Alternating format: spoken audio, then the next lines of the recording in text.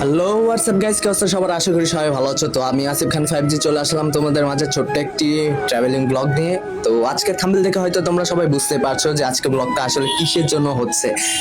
আমি আসলে তোমাদের অনেকে হয়তো চিনো যে মুসলিম সুলতানা সবার সেলিব্রিটি ক্রাশ। সো আমি আত্রাই থেকে ঢাকা যাচ্ছি জার্নি করে। ইনশাল্লাহ চেষ্টা করব আপুর সাথে দেখা করার জন্য। আর ফুল ভিডিওটি দেখতে সাথে থাকুন, পাশে থাকুন এবং আমার ইউটিউব চ্যানেলটি সবাই সাবস্ক্রাইব করে রাখুন। এন্ড যারা যারা অলরেডি সাবস্ক্রাইব করে রেখেছেন তাদের অসংখ্য ধন্যবাদ। সো দেখতে পাচ্ছেন গাইস, আমি জানালার পাশে সিট নিয়েছি এন্ড এটা হচ্ছে আমাদের রামপুরের ব্রিজ।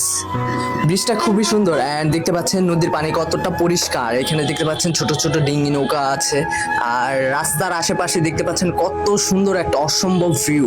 আমার তো ইচ্ছা করতেছিল বাস থেকে নেমে এখানে কিছু শর্ট ভিডিও করে নিই এন্ড টিকটক ভিডিও করে নিয়ে। আসলে আমরা তো তেমন টিকটকের কোনো সেলিব্রিটি না। যাই হোক, বাই দ্য ওয়ে আমি আসলে টিকটক সেলিব্রিটির বাসার উপর দিয়ে যাচ্ছি আজকে। সো আশা করি খুব তাড়াতাড়ি আমি নাটোর পৌঁছে যাব। এর আগেও আমি অনেকবার প্রায় ঢাকায় গিয়েছি, তবে আমার জার্নিটা খুব বেশি ছিল ট্রেনে। তবে এবারে ফরেস্ট বাসে জার্নি করতেছি, জানালার পাশে সিট নিয়েছি। খুব সুন্দর একটা বাতাস লাগতেছিল আর বাইরের ভিউটা না আসলে খুবই সুন্দর, মনোমুগ্ধকর পরিবেশ। আসলে যা বলে বোঝানোর মতো নয়। যারা বাসে জার্নি করে গিয়েছেন আমাদের আত্রাই থেকে ঢাকায়, তারা অবশ্যই বুঝবেন এবং জানবেন যে বাসে জার্নি করাটা কতটা মানে এনজয়ফুল আর কি। খুবই ভালো লাগতেছিল। জানালার পাশে বসে থাকতে থাকতে তো আমার প্রায় ঘুমই চলে আসতেছিল, কারণ এত সুন্দর ঠান্ডা ঠান্ডা বাতাস। তবে বাসের মধ্যে আমি একটুও ঘুমাইনি, কারণ দেখতে পাচ্ছেন বাইরে কত সুন্দর একটা ভিউ, ছোট ছোট দোকানপাট বাসের উপর থেকে খুব ভালোই লাগতেছিল। এটা হচ্ছে আমাদের নলডাঙ্গা বাজার। নলডাঙ্গা আমি প্রায় আসতাম, কারণ নলডাঙ্গা আমার এক ফুপুর বাসা। সো এইখানে তেমন কিছুই নাই দেখার মতো, তবে বাজারটা আসলে অনেক বড়, আশেপাশে অনেক দোকানপাট আছে। নলডাঙ্গার সবচাইতে বিশ্ববিখ্যাত যে জিনিসটা সেটা হচ্ছে কুশাইল এর রস। আর এইখানে এটা প্রায় পাওয়া যায়, আমি খেয়েছিলাম। আর এখানে ফলমূলের দোকানপাট আছে। আমি আসলে আমার সাবস্ক্রাইবাররা যদি আমার সাথে থাকতো তাহলে প্রত্যেকটা সাবস্ক্রাইবারকে আমি একটা করে লিচু কিনে দিতাম। এই মিয়া, তুমি একটা করে লিচু কিনে দিবা তোমার ফলোয়ারদেরকে? আরে মিয়া, এখন তো মনে করো যে আমার চ্যানেলটা আপাতত ছোট, বুঝছো? যখন চ্যানেলটা আর একটু বড় হয়ে যাবে, যখন অনেকে সাবস্ক্রাইব করবে, সাবস্ক্রাইবারের সংখ্যা একটু বেড়ে গেলে তখন মনে করো যে বড় একটা গিভওয়ে দিব, বুঝছো? তো গাইস, আপনারা এখনো কেন বসে আছেন? অবশ্যই আমার ভাইয়ার চ্যানেলটি সাবস্ক্রাইব করে আমাদের পাশে থাকবেন এবং ভিডিওটি কেমন লাগলো তা অবশ্যই আমাদেরকে কমেন্টে জানাবেন। কোনো ভুল যদি থেকে থাকে তাহলে সেটা অবশ্যই আমাদেরকে কমেন্টে জানাবেন। আপনাদের কমেন্ট অনুযায়ী আমরা সেটা ভুল শুধরিয়ে নেব ইনশাল্লাহ। অবশ্যই চেষ্টা করবো। আর আপনাদের এত সুন্দর একটা ভিউ দেখতে পাচ্ছেন, এটা হচ্ছে আমাদের বীরকুশা ব্রিজ। আর এত সুন্দর সুন্দর একটি ট্রাভেলিং ব্লগ ভিডিও করার জন্য খুব কষ্ট হয়েছে আসলে, বলা যায় আর কি। মানে পুরো রাস্তা ভিডিও করতে করতে আসছি। সো এর জন্য অবশ্যই একটি কমেন্ট করে যাবেন আপনাদের ভিডিওটি কেমন লেগেছে। কারণ দেখতে পাচ্ছেন এটা হচ্ছে আমাদের গ্রামীণ পরিবেশে সবুজ শ্যামল শস্যে ভরা। এটা ধানের গাছ, ধানের জমি। গ্রামের প্রাকৃতিক পরিবেশের সৌন্দর্য আসলে বাড়িয়ে তোলে গ্রামের গাছপালা।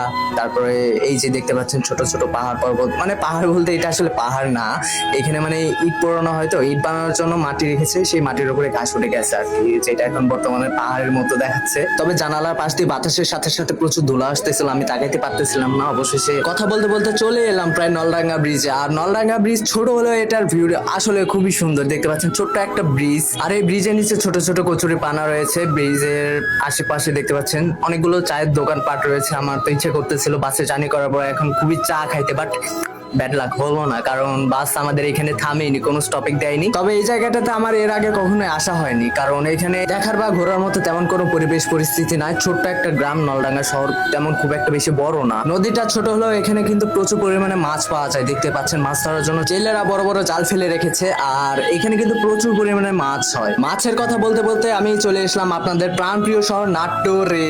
এখানে আপনাদের সেলিব্রিটি কাশ মুস্তারিন সুলতানাপুর বাসা। আর এটা হচ্ছে আপনাদের নাটোরের মৎস্য বীজ উদযাপন খামার, যেখানে আসলে মাছ চাষ করা হয় আর কি। ভিডিওতে দেখে আপনারা তেমন একটা খুব বেশি বুঝতে পারবেন না, কারণ এই জায়গাটা আসলে ভিডিওতে যেমনটা দেখতে পাচ্ছেন তার চাইতে আসলে অনেক বিশাল বড় জায়গা। আর রাস্তার পাশেই দেখতে পাচ্ছেন ছোট ছোট দোকানপাট রয়েছে। এখানে মাছ, শাক সবজি সবকিছু বিক্রি করা হয়। আর এখানে আমার সবচাইতে ভালো লাগছে, দেখেন ছোট্ট একটি কোয়েল পাখির বাচ্চা বিক্রি করা হতো। আমার তো খুব ইচ্ছে করতেছিল যে পাখির বাচ্চা দুইটা কিনে নিয়ে আসবো, বাট হলো না। আসলে আমি যাচ্ছিলাম তো একটা জায়গায়, যার জন্য হয়নি আর কি। আমি যদি ফেরার পথে আসতাম তাহলে অবশ্যই বাচ্চা দুটা কিনে নিয়ে আসতাম। আসলে মানুষ যেটা চায় সেটা আসলে সবসময় পায় না আর কি। থাক না কিছু অল্প, রেখে দিব না হয় যতন করে, না পাওয়ার গল্প। আর কথা বলতে বলতে দেখেন গাইস, আমি চলে আসলাম আপনাদের নাটোর প্রায় মেইন সিটিতে, মেইন শহরে। বাসে জার্নি করতে করতে প্রায় কখন চলে আসলাম নাটোরে বুঝতেই পারলাম না। আসলে পুরো রাস্তাটাই ভিডিও করতে করতে চলে এসেছি। আমি এখন চলে আসছি আপনাদের নাটোরের গোল চত্বর, যেটাকে বলা হয় সামনে আসলে গোল চত্বর, আমি দেখাবো সামনের ভিডিওতে। আর এইটা হচ্ছে আপনাদের নাটোরের HBI ট্রেনিং সেন্টার। এখানে আসলে কি করা হয় সেটা আমিও নিজেও জানি না। সো বাই দ্য ওয়ে, দেখেন কথা বলতে বলতে আমি চলে আসলাম নাটোরের গোল চত্বরে। এটা হচ্ছে খুবই বিখ্যাত এবং অনেক বড় গোল চত্বর, কারণ ঢাকা থেকে ফেরার পথে সকল বাস এখানে স্টপিং দেয়। আমাদের বাসটা এখানে স্টপিং দেয়নি। তার কারণ হচ্ছে আমরা আত্রাই থেকে ঢাকার উদ্দেশ্যে রওনা দিয়েছি। আর আমাদের স্টপিংটা পড়বে সামনে সিরাজগঞ্জ মার্কেটে, মানে বাজারে আর কি বলা যায়। নাটোরের সবচাইতে বিশ্ববিখ্যাত যে জিনিসটা সেটা হচ্ছে সবাই মানে পুরো বাংলাদেশে পরিচিত, যেটাকে বলা হয় নাটোরের কাঁচাগোল্লা। এটা আসলে পুরো বাংলাদেশে খুবই বিখ্যাত একটি জিনিস, যা না খেলে আপনারা সকলে মিস করবেন। এটা খুবই সুস্বাদু অ্যান্ড এটা প্রায় বাসে বাসে পাওয়া যায়, অথবা নাটোরের প্রত্যেকটা দোকানে দোকানে এই কাঁচাগোল্লা পাওয়া যায়। আর এটা দেখতে পাচ্ছেন আপনাদের চোখের সামনে তিসিখালী চলন বিল। এই বিলটা আসলে বিশাল বড় এরিয়া নিয়ে গঠিত। এই বিলে আমরা প্রায় পিকনিক খেতে আসতাম, মানে নৌকা নিয়ে। নৌকা দিয়ে জার্নি করাটা খুবই এনজয়ফুল। যারা নৌকাতে পিকনিক খেয়েছেন, জার্নি করেছেন, তাদের তো ভাই আর বলতেই হবে না, মানে বলার কোনো ভাষাই নাই। তারা এমনিতেই জানে নৌকাতে পিকনিক খাওয়ার যে কি মজা, সেটা যারা খেয়েছে শুধুমাত্র তারাই বুঝতে পারবে। বাইরে ভাই এত বড় লং ভিডিও হবে আমি কখনো বুঝতে পারিনি। দেখেন আমি কথা বলতে বলতে চলে এলাম প্রায় টাঙ্গাইলে। আর টাঙ্গাইলের এটা হচ্ছে রাস্তা, আর রাস্তার পাশে দেখতে পাচ্ছেন কত সুন্দর অসম্ভব একটা ভিউ। খুব সুন্দর একটা দৃশ্য এখানে দেখতে পাচ্ছি আমি। মন তো চাচ্ছিল শুধু বারবার বাস থেকে নেমে গিয়ে এখানে কিছু ভিডিও ক্লিপ নিয়ে নিই, বাট এটা তো পসিবল না। রানিং বাস দেখতে পাচ্ছেন কতটা স্পিডে যাচ্ছে।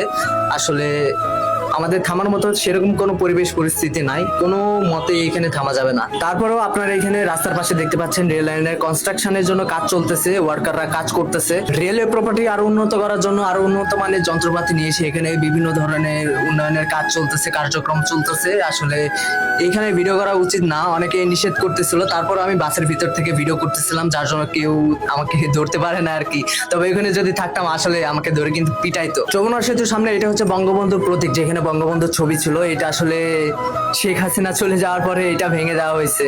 আমি কথা বলতে বলতে চলে এলাম প্রায় যমুনা সেতুর উপরে। দেখতে পাচ্ছেন গাইস, এটা হচ্ছে আমাদের যমুনা সেতু। যারা যারা দেখেন নাই তারা অবশ্যই কমেন্ট করে জানাবেন। আর অনেকে হয়তো দেখেন নাই, কারণ যমুনা সেতুর উপরে তেমন খুব একটা বেশি ভিডিও করতে দেয় না। সামনে এটা দেখতে পাচ্ছেন রেল লাইন, মানে নতুন রেল লাইন। আর ধাপ করে চোখের সামনে দিয়ে ট্রেন চলে আসছে। আমি তো আসলে বুঝতেই পারি না ট্রেন কখন চলে আসছে। এমনও কিছু কিছু মানুষ আছে যারা এখনো পর্যন্ত ট্রেনেই চড়ে নাই। ট্রেনের জার্নি করা যে কতটা সুন্দর, বাসে চাইতে অনেক সুন্দর ট্রেনে জার্নি করা।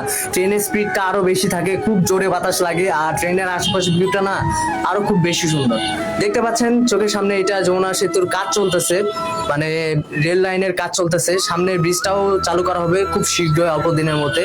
অনেক বড় বড় যন্ত্রপাতি নিয়ে আসা হয়েছে, অনেক টাকা, প্রায় প্রচুর টাকা, লাখ লাখ কোটি কোটি টাকা খরচ হয়ে গেছে ব্রিজের পেছনে। তার কারণ হচ্ছে 4-5 বার ব্রিজ করার জন্য প্লেয়ার তৈরি করা হয়েছিল, 4-5 বারই ভেঙে গেছে। আর অবশেষে কথা বলতে বলতে আমি প্রায় চলে এলাম যমুনা সেতু পাড়ি দিয়ে ঢাকা সিটির ভেতরে। আসলে যমুনা সেতুর শেষ প্রান্তে দাঁড়িয়ে আছি এখন। দেখতে পাচ্ছেন এটা হচ্ছে আপনাদের যমুনা সেতু রেলওয়ে স্টেশন বলা হয় আর কি। এই রেলওয়ে স্টেশনে আমি কখনো নামি নাই। এখানে আসলে খুব একটা তেমন স্টপিং দেয় না, আমার আসলে নামার কোনো প্রয়োজন পড়ে নাই। তবে এই ফার্স্ট আমি এখানে যমুনা সেতু রেলওয়ে স্টেশনে ভিডিও করলাম। আপনারা অনেকে আছে যারা যমুনা সেতু রেলওয়ে স্টেশন দেখেন নাই, তো যারা যারা দেখেন না তারা অবশ্যই কিন্তু কমেন্ট করে জানাবেন। যমুনা সেতুর ভিডিওটা করছিলাম, এখানে কিন্তু আমার প্রায় হাতে ব্যথা হয়ে ধরে গেছিল। মানে যমুনা সেতুর রেলওয়ে স্টেশন এতটা বড় ভাই, এতটা বড়, মানে বলার বাইরে। দেখতে পাচ্ছেন আমি সেই শুরু করছি, এটা শেষ হওয়ার কোনো নামই নাই। এই রেলওয়ে স্টেশনটা যে এত বড়, এতটা এরিয়া ঘিরে আছে আমার আগে জানা ছিল না। আমি তখন ট্রেনে আসতাম, আমি তখন বুঝতে পারি নাই আসলে এই যমুনা সেতু রেলওয়ে স্টেশনটা এতটা বড়। এরই মধ্যে গাইস মানে কি একটা দুর্ঘটনার শিকার হয়েছি বলার মতো না। মানে আমাদের বাসটা খুবই স্পিডে ছিল, এন্ড বাস আলা মামাও বোঝে না, সে বোঝে না, গান লাগাই দিছিল। এরই মাঝখানে মনে করে যে বাসের টায়ারটা বাস্ট হয়ে গেছে, মানে টায়ারটা ফেটে গেছে। আর মানে খুব একটা রিস্কি একটা টাইম স্পেন্ড করছি এই বাসের ভিতরে। এট লাস্ট ফাইনালি বাসের টায়ারটা চেঞ্জ করার পরে আমরা আবারও নতুন করে রওনা দিচ্ছি। সো গাইস সবাই দোয়া করবেন আমার জন্য, আমি যেন ঠিকমতো বাসায় পৌঁছাই। আর যারা যারা শুরু থেকে শেষ পর্যন্ত আমার ভিডিওটি দেখেছেন তাদের আপনাদের মন থেকে বলছি, অন্তরের অন্তঃস্থল থেকে বলছি ভাইয়া আপু আপনাদের অসংখ্য অসংখ্য ধন্যবাদ। যারা যারা আমার চ্যানেলটি এখনো সাবস্ক্রাইব করে না, প্লিজ ছোট ভাই হিসেবে বা বড় ভাই হিসেবে আমার চ্যানেলটি সাবস্ক্রাইব করে পাশে থাকুন, সাথে থাকুন। এরকম সুন্দর সুন্দর মজার মজার ভিডিও পেতে অবশ্যই আপনাদের আসিফ খান 5G আসিফ ভাইয়াকে মনে রাখুন। সো গাইস, দেখা হচ্ছে আপনাদের সাথে পরবর্তী নেক্সট ভিডিওতে।